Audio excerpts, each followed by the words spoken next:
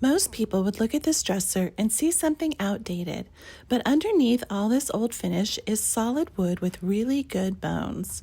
For this week's furniture makeover, I'm taking this vintage dresser and giving it a clean, modern update. Nothing trendy, just timeless, simple, and fresh. I'll walk you through every step from prep to finish so you can do this yourself. So get comfy, grab a drink, and I hope you enjoy this furniture before and after video. Let's bring this old piece into the present while honoring the past. At first glance, you probably think this piece doesn't need a makeover, but when you look closer, you find that there's some deep scratches, some gouges, and some other areas that need a refresh. But nothing too dramatic. And take a look at this stunning hardware. I'm absolutely in love with these pieces. I'm going to carefully remove all of the hardware because I plan on cleaning it and reusing it. This hardware is absolutely perfect for this style of dresser, and I think this style of dresser would look really odd with modern hardware. So let's gather all of these in this little container so I don't lose any pieces. The top drawers have these lovely dividers, and they also have those vintage trays for your small items. And I even found a couple beads in this drawer, as well as some old socks behind it, but you don't need to see those. I'm going to give it a good cleaning. Although it is pretty clean, can you believe that this piece was picked up by a junk collector? Once again, somebody was paying someone to take this to the trash. I was purchasing the set that I did in my last furniture design series video when I saw this in their garage, and I offered them $60 for it and they accepted. So I ended up bringing home 3 pieces of furniture that day. The surface of it kind of feels like they use some type of furniture polish to clean it up in order to prepare to sell it. So I'm using Simple Green, which is a really good degreaser, just to get as much of that off as I can before I decide how I'm going to remove this old finish.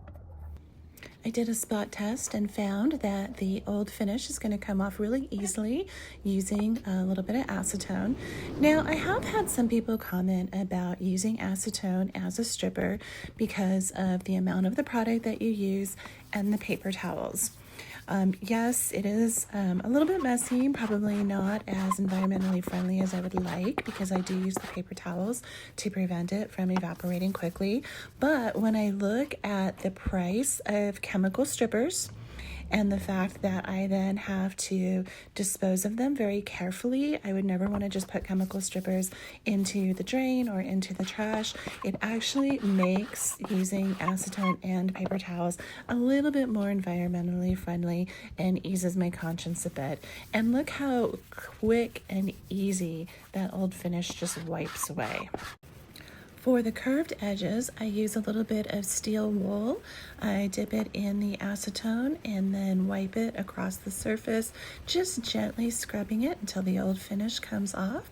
Make sure that you do remember to wear a respirator and gloves whenever you're working with acetone. I had noticed when I removed the hardware that it appeared to have a little bit of paint over it. So I had some acetone left in my containers, so I tried just dipping the hardware in it and then grabbed a soft wire brush, and sure enough, that was old paint that was removing pretty easily. So after giving these beautiful little back plates a good soaking in acetone, a scrubbing, then I dried them off and I got a little bit of Brasso, applied some Brasso to them, polished them up, and oh my goodness, these things are just gorgeous. After all the old finish was removed, I then went over the entire piece with my sander. I used 120 grit sandpaper and was very careful to make sure not to get any swirl marks. One of the ways that you can prevent swirl marks is, first of all, making sure that your sandpaper is nice and clean, and secondly, letting your sander do the work. Don't push down on it, and if you start to notice any patterns, swirly patterns appearing in the dust as you're sanding, that is definitely your clue that you need to stop and either clean your sandpaper or get a fresh piece of sandpaper. For any of the curvy bits, I have a foam pad that I purchased off of Amazon that I use on my sander. This helps the sander sand down the curvy parts without sanding down the wood or messing with that gorgeous design. After completing the first round of sanding, I cleaned off all of the dust, and then I went over it one more time with 320 grit sandpaper. This helps to close the grain a little bit. I used a trick where you draw a pencil line across the wood, and my goal is to just sand away the pencil mark. This way I don't go too deep, and I do a nice even coat all the way across the top. The beauty about a solid wood piece is where you have scratches like this, you can actually try to just sand them down.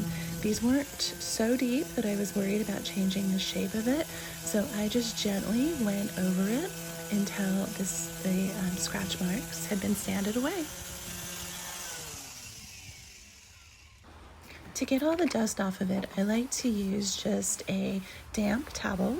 You want to make sure that it's not so wet that it's going to raise the grain again, but I prefer to stay away from things like tack cloths, which can actually leave a little bit of that waxy, sticky residue on the furniture.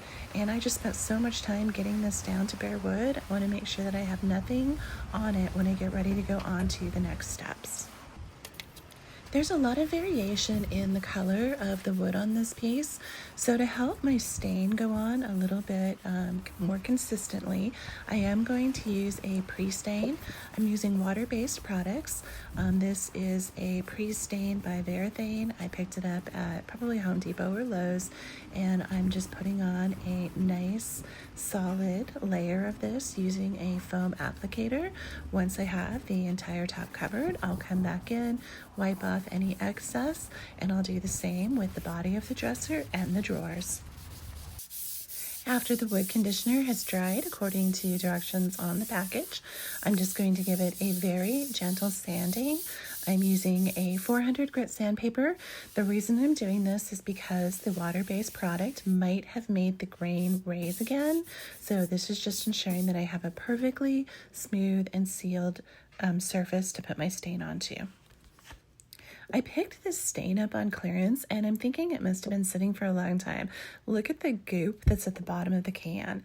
This is why it's so important to make sure that you thoroughly shake and stir your product before you use it, and also always make sure that your lid is on nice and tight before you shake it. I did screw that up the first time around and ended up getting a bunch of spots all over my favorite work shirt. Before staining, I did fix a couple little cracks that were in two of the drawers and one on the top, just using a little bit of a wood filler. This is a colored wood filler, so it blends in and it'll hopefully just make this little crack disappear.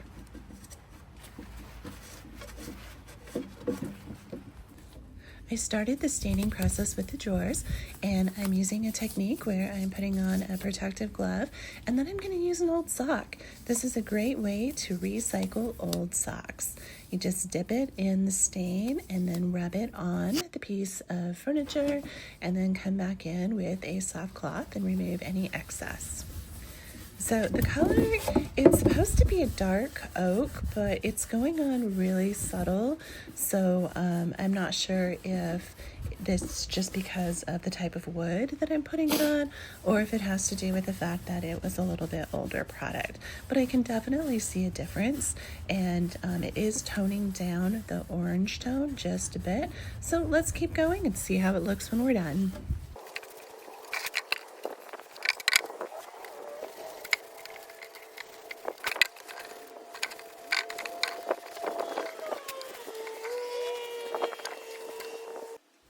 Going to use the same process to apply the stain to the top of the dresser.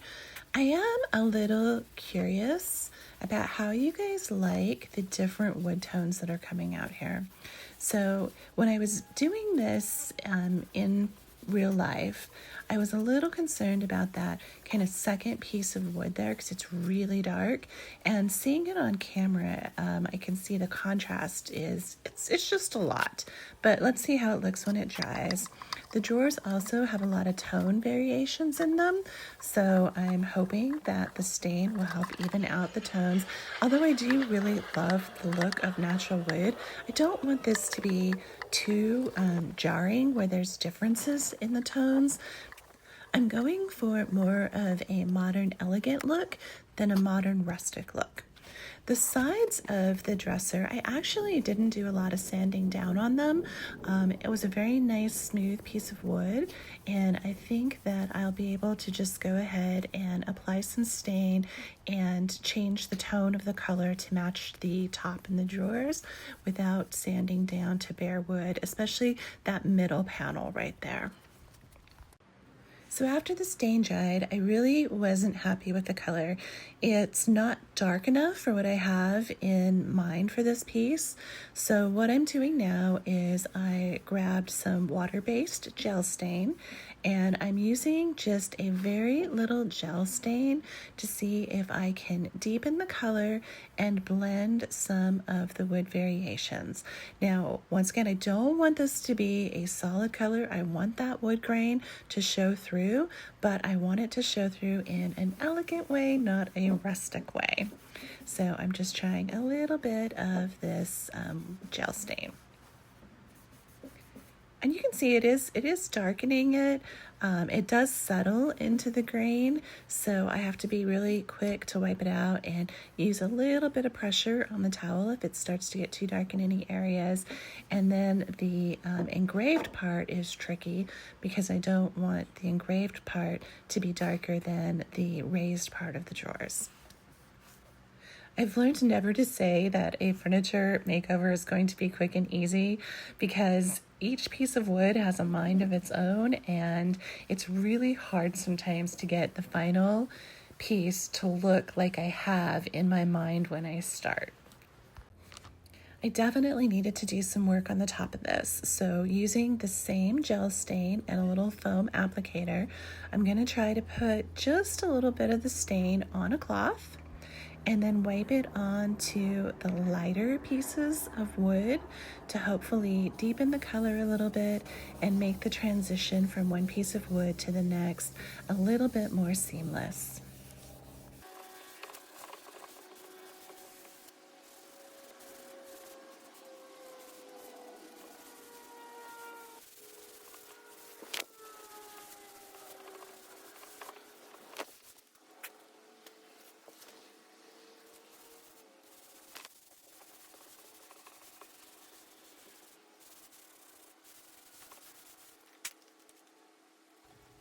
I think this is a good example of where the technical process of refinishing furniture meets the artistic process, because I'm having to do both here. I'm having to use the different products, figure out which will work with the type of wood that I'm using, but I'm having to use my artistic ability here to apply the products in the right areas, different amounts, and get it to blend in order to achieve the look that I'm going for.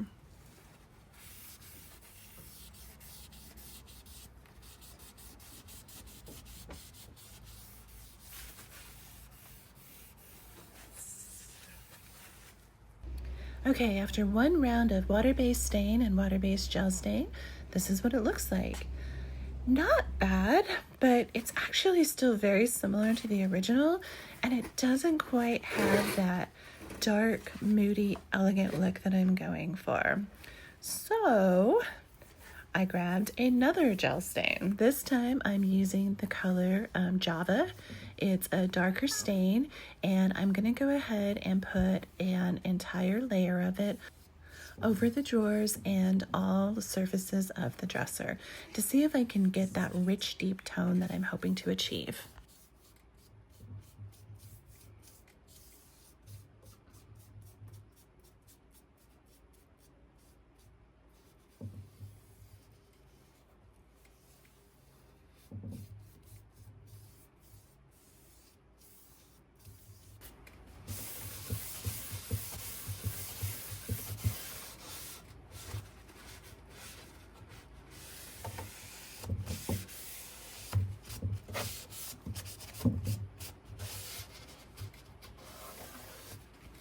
Now this is more the look I was going for.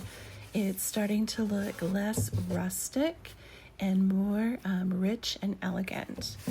Maybe I could have started with the Java gel stain, but because of the variation in the tones and the work that I did with the second layer of gel stain to even out some of the variations in the wood, I think all of the steps that I did were probably necessary to achieve this look.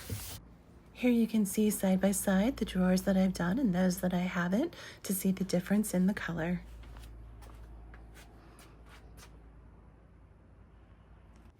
Okay, here's the scary part. I'm gonna go in with this dark gel stain on the top now, and fingers crossed that I like the way it looks when it's done, because if I don't, it is going to be a huge headache to remove this. I'm putting it on with a foam applicator, doing long strokes across. Gel stain, it's water-based, so it dries fairly quickly. So I'm going to go ahead and work in small sections, applying and removing it. Now, the harder I wipe, the more of it that I remove.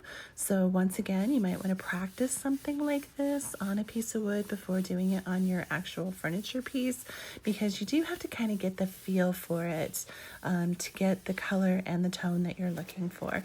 And you always want to make sure that when you go to the edges, you kind of lift your cloth up and off of the piece of furniture to avoid an accumulation of the product on the edges.